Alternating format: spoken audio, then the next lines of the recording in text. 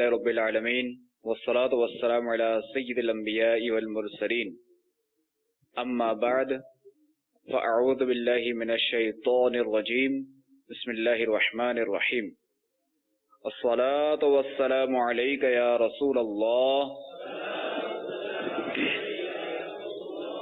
وعلى آلك وأصحابك يا حبيب الله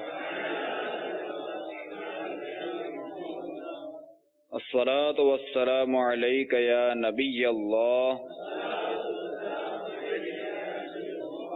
وعلى آلك وأصحابك يا نور الله.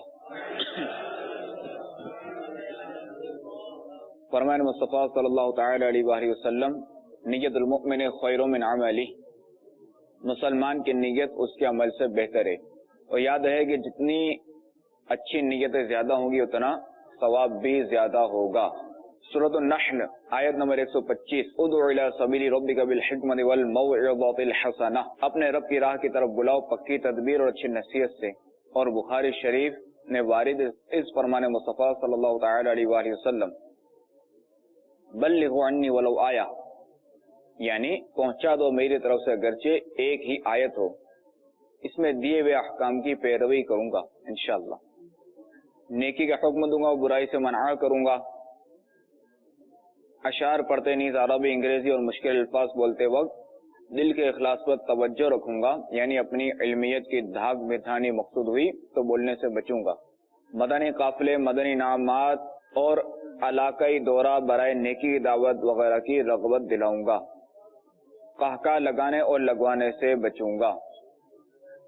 آپ بھی نیت کر لیجئے کہ نگاہیں نیچے کی خوب کان لگا کر بیان سنوں گا، ٹیک لگا کر بیٹھنے کے بجائے علم دین کی تعظیم کی خاطر جہاں تک ہو سکا دو زانوں بیٹھوں گا. دھکا وغیرہ لگا تو صبر کروں گا. صلو علی الحبیب، اذکر اللہ، توبوا الی اللہ وغیرہ سن کر ثواب کمانے اور صدا لگانے والوں کی دل جوئی کے لیے بلند آواز سے جواب دوں گا. صلو علی الحبیب صلی اللہ تعالی علی محمد وعلی آلہ وصحبہ وبارک وسلم. بیٹھے بیٹھے اسلامی بھائیوں اور مدنی چینل کے ناظرین، آج ساری دنیا میں ایک عالمگیر بے چینی پائی جا رہی ہے. کوئی ملک، کوئی شہر، کوئی گاؤں، بلکہ کوئی گھر ایسا نہیں ہے کہ جہاں بد امنی اور بے چینی نہ پائی جاتی ہو. کہ آج ہر شخص بے چینی کا شکار نظر آ رہا ہے. نادان انسان شراب اور رباب کی محفلوں، سینما گھروں کی گیلریوں، ڈرامہ گاہوں، فحش و عریانی سے مرصع نائٹ کلبوں اور جنسی اور رومانی ناولوں کے مطالعے میں سکون کی تلاش میں سرگردائیں. آخر سکون کہاں ملے گا؟ آئیے قرآن پاک سے سوال کرتے ہیں کہ اے اللہ عز و جل کے سچے اور پاکیزہ کلام، تو ہی ہماری رہنمائی فرما اور ہمیں ارشاد فرما کہ سکون کہاں ملتا ہے. جب ہم نے قرآن مجید کی خدمت میں استفسار کیا تو جواب ملا الا بذکر اللہ تطمئن القلوب. ترجمہ کنز ایمان، سن لو اللہ عز و جل کی یاد ہی میں دلوں کا چین ہے. تو گویا یہ بے چینی اور بے اطمینانی ذکر اللہ سے غفلت کی وجہ سے ہے کہ اللہ عز و جل کا ذکر دل کی غذا ہے، اور دل اگر اپنی غذا نہ پائے تو بے چین نہ ہو تو اور کیا ہو. تو معلوم ہوا کہ یہ پریشانیاں اور حیرانیاں محض اللہ عز و جل کے ذکر سے غفلت کے باعث ہیں. غافل انسان اپنے رب کو یاد کر دل کی اجڑی بستیاں آباد کر. یاد رکھیے کہ دنیا کی ہر چیز، ہر شے اللہ عز و جل کی تحمید و تقدیس میں رطب اللسان ہے. چنانچہ پارہ 15 سورہ بنی اسرائیل کی آیت نمبر 43 میں ارشاد ہوتا ہے تسبح له السماوات السبع والأرض ومن فيهن وإن من شيء إلا يسبح بحمده ولكن لا تفقهون تسبيحهم. اس کی پاکی بولتے ہیں ساتوں آسمان اور زمین اور جو کوئی ان میں ہیں، اور کوئی چیز نہیں جو اسے سراہتی ہوئی اس کی پاکی نہ بولے. ہاں تم ان کی تسبیح نہیں سمجھتے. چنانچہ اس فرمان باری تعالی کے مطابق کوئی شے بھی اس کی تسبیح سے غافل نہیں. حضرت صدر فاضل مولانا نعیم الدین مراد آبادی علیہ رحمت اللہ الہادی اپنی تفسیر خزائن العرفان میں فرماتے ہیں، حضرت ابن عباس رضی اللہ تعالی عنہما نے فرمایا، ہر زندہ چیز اللہ عز و جل کی تسبیح کرتی ہے اور ہر چیز کی تسبیح اس کے حسب حیثیت ہے. مفسرین نے کہا ہے کہ دروازہ کھولنے کی آواز اور چھت کا چٹخنا یہ بھی تسبیح کرتا ہے، اور ان سب کی تسبیح سبحان اللہ و بحمدہ ہے.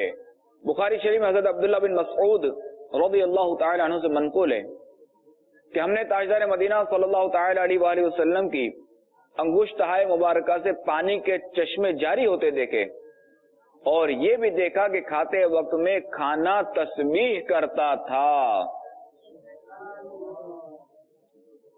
صحیح مسلم شریف کی حدیث پاک میں ہے کہ تاجدار مدینہ صلی اللہ تعالی علیہ وآلہ وسلم نے فرمایا، میں اس پتھر کو جانتا ہوں جو میری بعثت کے زمانے میں مجھے سلام کرتا تھا.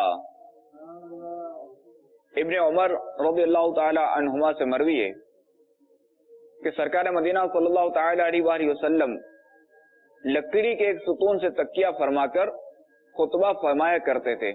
جب ممبر بنایا گیا اور حضور صلی اللہ تعالی علیہ وآلہ وسلم ممبر پر جلوہ افروز ہوئے تو وہ ستون رو دیا. غمخوار آقا صلی اللہ تعالی علیہ وآلہ وسلم نے اس پر دست کرم پھیرا، شفقت فرمائی اور اسے تسکین دی. جس کی تسکین سے روتے ہوئے ہنس پڑے اس تبسم کی عادت پہ لاکھوں سلام.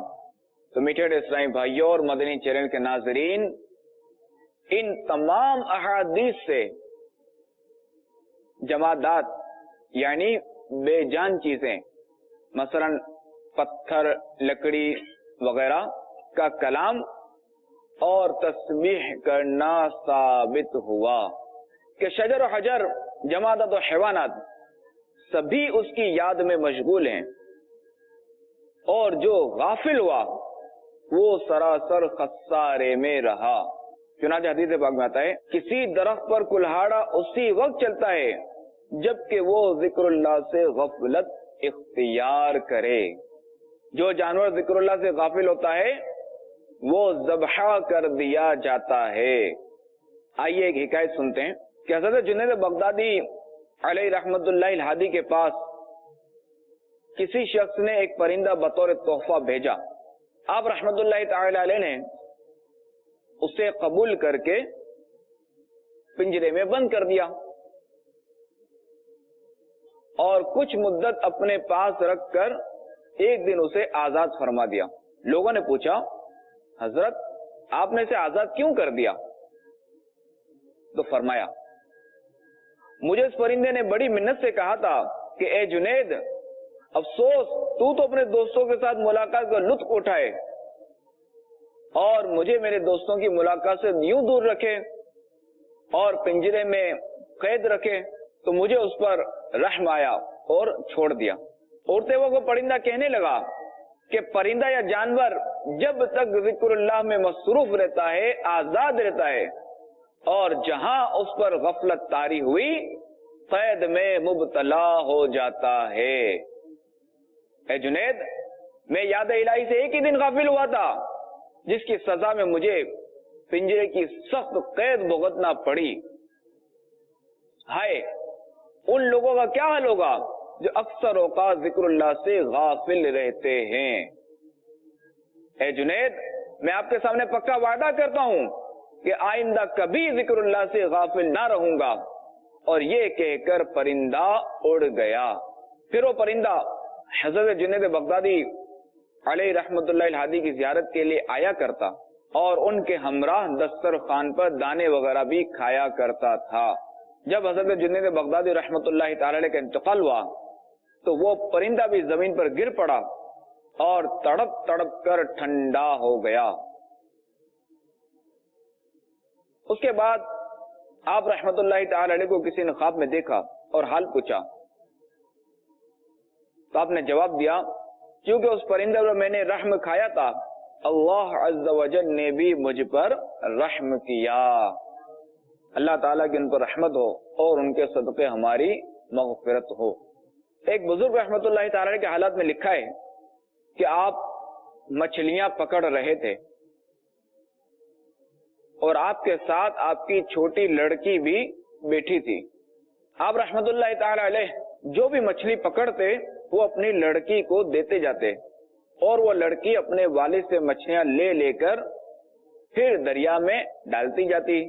جب وہ بزرگ رحمت اللہ تعالی علیہ فارغ ہو کر اٹھے تو لڑکی سے فرمایا بیٹی مچھلیاں کہاں ہیں؟ تو وہ بولی ابا جان میں نے تو ان سب کو پھر دریا میں ڈال دیا ہے. تو آپ نے فرمایا تم نے یہ کیا کیا؟ ساری محنت برباد کر دی. تو وہ لڑکی بولی کہ آپ انہیں تو بتایا تھا کہ جو مچھلی ذکر اللہ سے غافل ہو جاتی ہے وہی جال میں پھنستی ہے.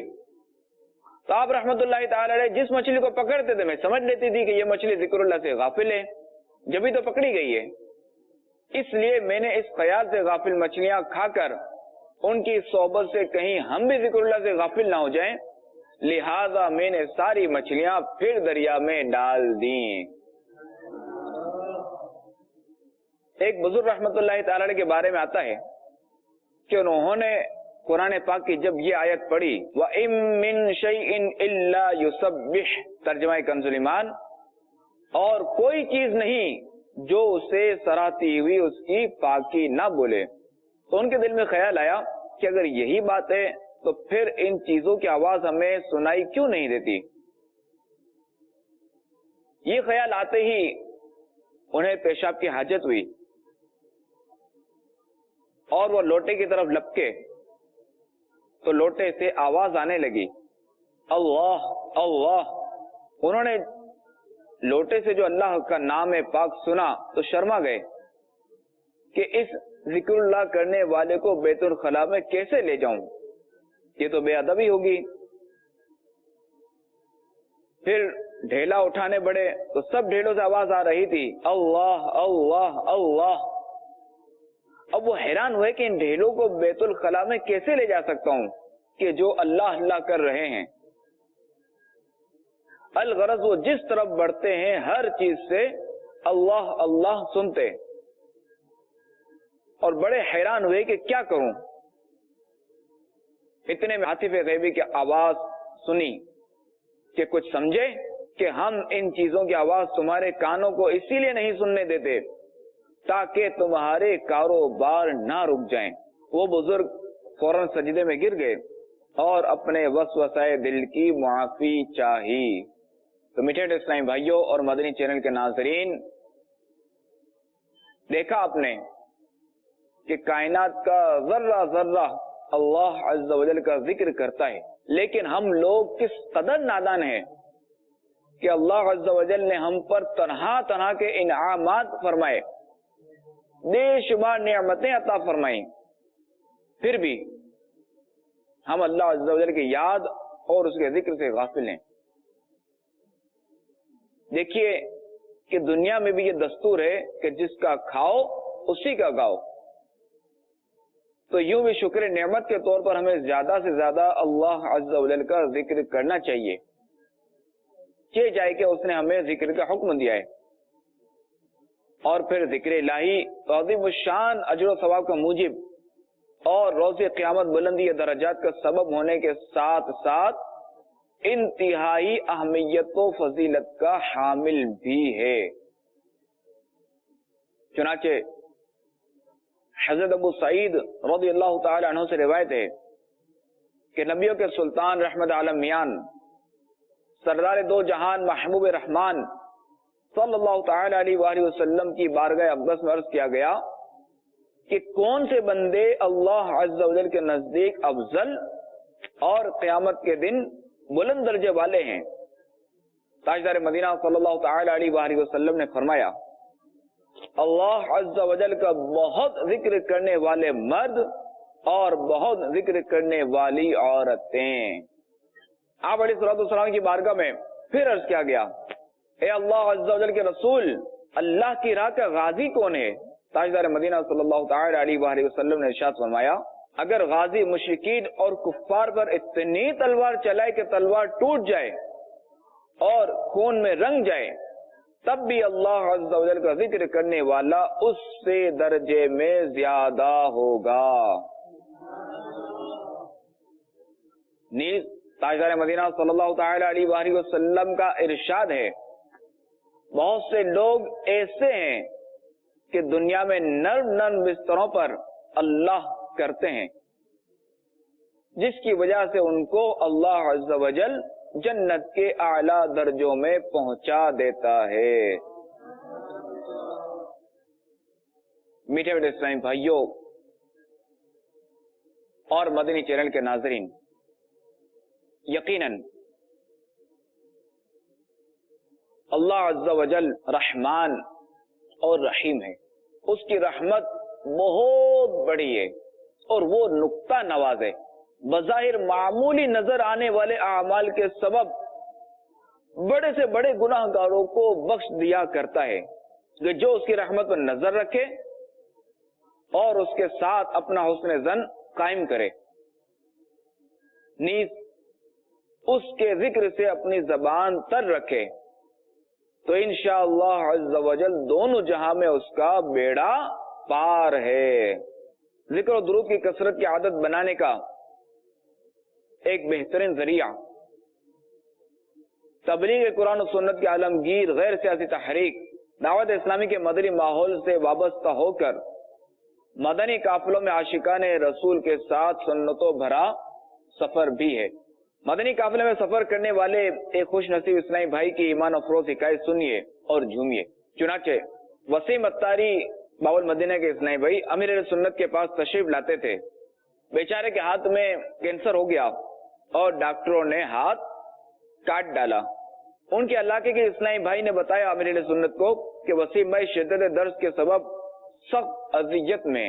امیر اہل سنت فرماتے ہیں کہ میں اسپتال میں عیادت کے لیے حاضر ہوا اور تسلی دیتے ہوئے کہا دیوانے بایاں ہاتھ کٹ گیا، اس کا غم مت کرو، الحمدللہ عز و جل دایاں ہاتھ تو محفوظ ہے، اور سب سے بڑی سعادت یہ کہ انشاءاللہ عز و جل ایمان بھی سلامت ہے۔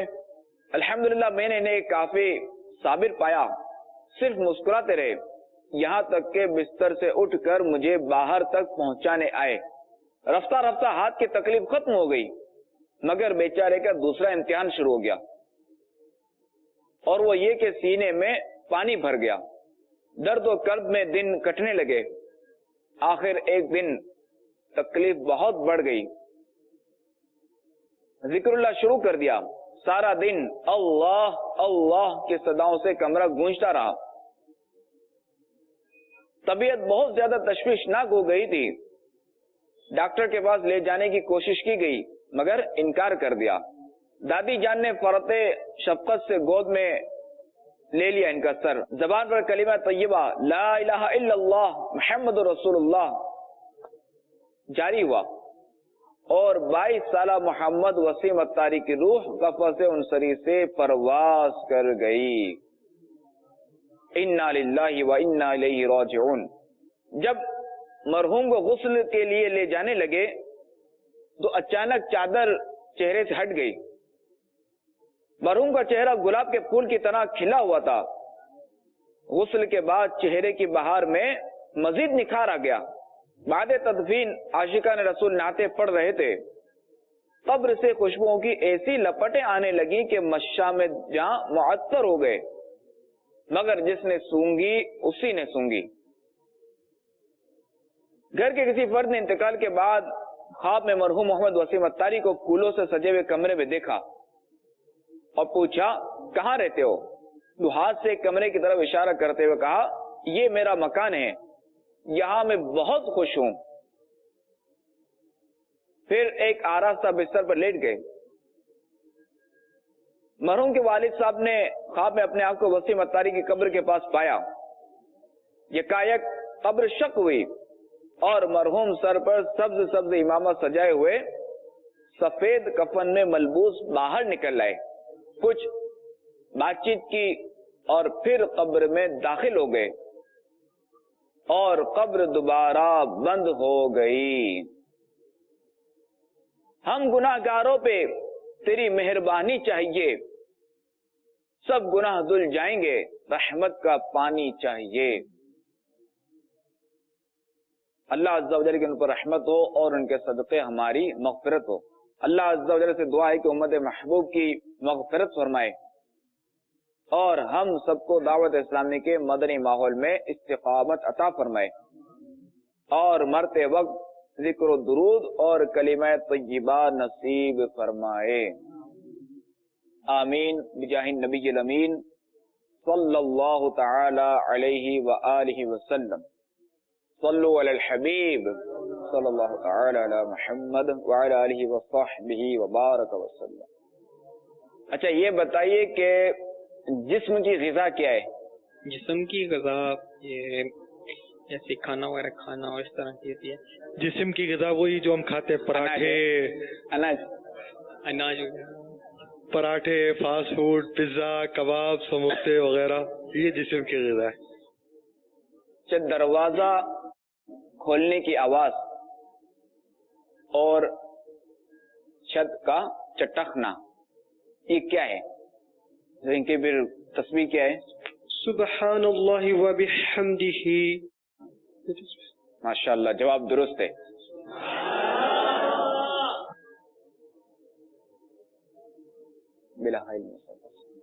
جب بخاری شریف میں منقول ہے کہ انگشتہ مبارکہ سے پانی کے چشمے جاری ہوتے دیکھے اور یہ بھی دیکھا کہ کھاتے وقت میں جو کھانا وہ تسبیح کرتا تھا، تو یہ کنہوں نے یہ فرمایا؟ کون سے صحابی نے فرمایا؟ سرکار صلی اللہ تعالی وسلم کے پیارے صحابی حضرت عبداللہ بن مسعود رضی اللہ تعالی۔ جواب درست ہے، ماشاءاللہ۔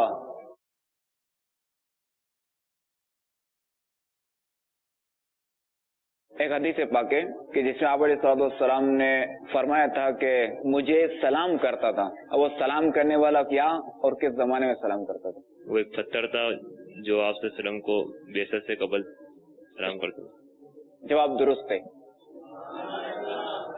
سیدی اعلیٰ حضرت رحمت اللہ تعالی علیہ نے السلام میں شعر لکھا ہے، جس کی تسکی سے روتے ہوئے ہنس پڑے اس تبسم کی عادت پہ لاکھوں سلام۔ تو یہاں یہ شعر کس واقعے کے بعد بیان ہوا تھا؟ کھجور کے ستون کو حضور پاک صلی اللہ تعالی وسلم تسکین دیتے ہوئے اس موضوع پہ یہ شعر کہا گیا۔ یہاں اس موضوع پہ کہا گیا؟ جی، جواب درست ہے۔ اچھا، جانور پر کب کلہاڑا چلتا ہے؟ جانور پر کلہاڑا نہیں چلتا، درخت پر کلہاڑا چلتا ہے۔ جواب درست ہے۔ السلام علیکم ورحمۃ اللہ وبرکاتہ۔ وعلیکم السلام ورحمۃ اللہ وبرکاتہ۔ حضور یہ فرما دیں کہ رب تعالیٰ کا شکر کس طرح ادا کیا جائے؟ اگر ہم زبان سے رب تعالیٰ کا شکر ادا کرتے ہیں تو زبان کے استعمال کی وجہ سے ایک اور شکر ہم پر لازم ہو جاتا ہے۔ اصل آپ جو کہنا چاہ رہے ہیں نا سوال، اس کی وضاحت بھی کچھ اس انداز سے ہونی چاہیے کہ شکر کرنا بھی ایک نعمت ہے۔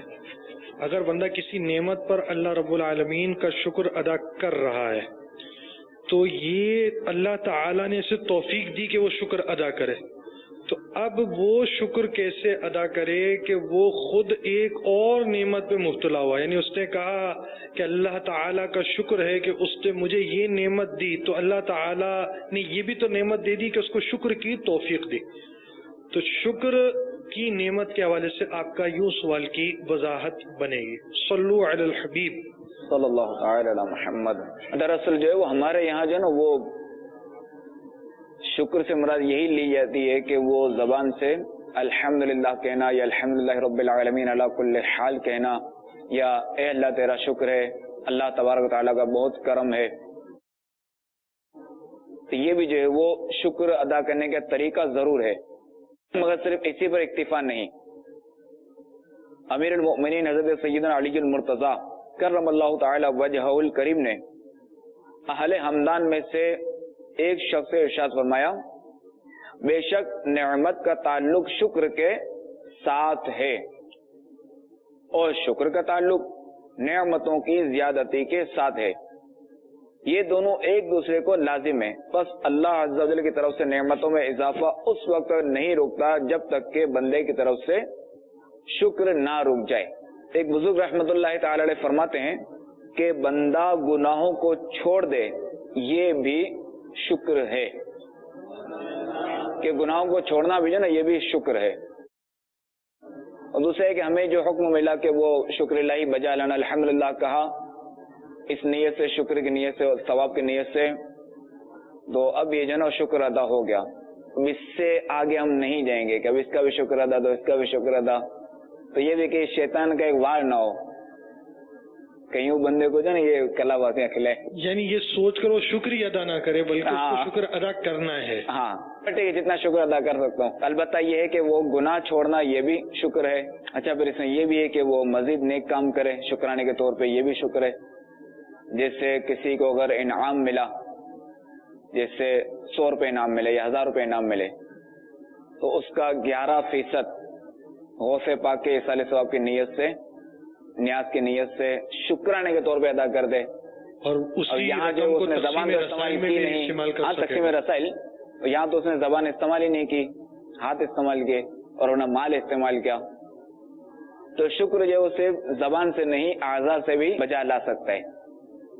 वल्लाहु तआला अअलम व रसूलुहु अअलम अज़्ज़ व जल्ल व सल्लल्लाहु तआला अलैहि व आलिहि व सल्लम। सल्लु अलल हबीब। बाज़ लोग अल्लाह अल्लाह का जिक्र जो करते हैं, इससे हा जो निकलती है ये हा नहीं निकालते, अल्लाह में हा जो होती है। और इसी तरीके से अल्लाहु ये जिक्र करना होता है, वो कहते हैं अल्हु, अलिफ लाम ज़बर अल हा पेश हु, अल्हु अल्लाहु। ये लगता नहीं अल्लाहु पढ़ लें, और ऐसा हो भी जाता है जैसे अल्लाह में और अल्हु में।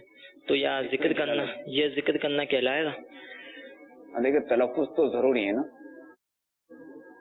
बगैर तलफ़ुज़ से वो अदा नहीं होगा। इमाम गज़ाली अलैहि रहमतुल्लाहि वाली ने इहया उलूम की जिल्द अव्वल में नमाज का तरीका बयान किया। उसमें आप फरमाते हैं कि नमाज में रब ताला की तरफ ना उसकी तवज्जो रहे और क़िराअत भी दुरुस्त रहे उसकी, और अपने आदा को भी वो दुरुस्त रखे। तो ये एक वक्त में इतनी सारी चीज़ों को किस तरह हैंडल किया जाएगा? बाज़ होगा जैसे वो कुशादा गली होती है जहाँ वो यहाँ से मोटरसाइकिल या साइकिल या गाड़ी वगैरह आती है और यहाँ से भी, अब उसको ना दोनों तरफ तवज्जो रखनी होती है पार करते वक्त सड़क। तो उस वक्त तवज्जो पे कैसे इधर रखें, इधर रखेंगे, इधर वाला मारेगा, इधर रखेंगे, इधर वाला मारेगा। इसकी तो बहुत सारी मिसालें होंगी। खाना पकाते वक्त किस चीज की तवज्जो रखी जाएगी, घर के अंदर पता नहीं क्या क्या चीजों की तवज्जो रखी जाएगी, ये तो कसीर मिसालें बन जाएंगी।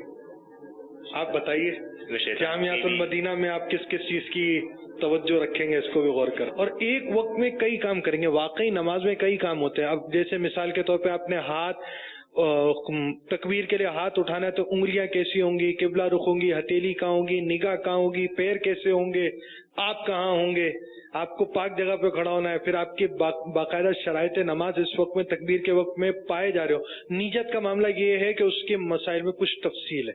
तो अब ये सारी चीजें एक वक्त में पाई जाती हैं। तो जब हम दिन में कितनी मरतबा नमाज पढ़ते, बार बार इसकी मश्क करेंगे, बार बार आदत करेंगे, एक चीज में तवज्जो नहीं रही दोबारा कोशिश कर तवज्जो लाएंगे, कोशिश मुस्तकिल मुसलसल जारी रहेगी। तो जहाँ 12 माह के मदनी काफिले के मुसाफिर बन जाएंगे, वहाँ नमाज के वसवसों के मुकाबले के भी मुसाफिर बन जाएंगे आप। एक और सवाल ये है कि इहया उलूम मुताला करते हुए ज़हन में सवाल उठते हैं, तो ये सवाल किससे पूछे हैं कि कोई मुफ्तियान किराम उस वक्त दस्तयाब नहीं होते, दारुल इफ्ता हर जगह मौजूद नहीं।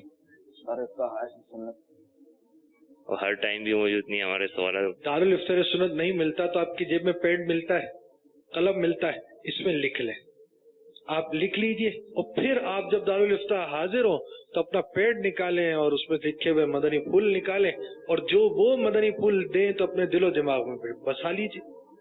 اس کے علاوہ تو اور حل کیا بنے گا. آئیے مجلس سے اختتام کی دعا پڑھ لیتے ہیں. حضرت سیدنا ابو ہریرہ رضی اللہ تعالی عنہ سے روایت ہے کہ سرکار مدینہ راحت قلب و سینہ باعث نزول سکینہ صلی اللہ تعالی علیہ وآلہ وسلم نے ارشاد فرمایا, جو کسی مجلس میں بیٹھا پس اس نے کثیر گفتگو کی تو اس مجلس سے اٹھنے سے پہلے کہے سبحانک اللہم و بحمدک اشہد ان لا الہ الا انت استغفرک و اتوب الیک, تو بخش دیا جائے گا جو اس مجلس میں ہوا. حضرت سیدنا عبداللہ بن عمرو بن عاص رضی اللہ تعالیٰ عنہ فرماتے ہیں, جو یہ دعا کسی مجلس سے اٹھتے وقت 3 مرتبہ پڑھے تو اس کی خطائیں مٹا دی جاتی ہیں, اور جو مجلس خیر و مجلس ذکر میں پڑھے تو اس کے لیے خیر یعنی بھلائی پر مہر لگا دی جائے گی. سبحانک اللہم و بحمدک لا الہ الا انت استغفرک واتوب الیک. سبحانک اللہم وبحمدک لا الہ الا انت استغفرک واتوب الیک. سبحانک اللہم وبحمدک لا الہ الا انت استغفرک واتوب الیک. الصلاة والسلام علیک یا نبی اللہ وعلی آلک واصحابک یا نور اللہ. ألا بذكر الله تطمئن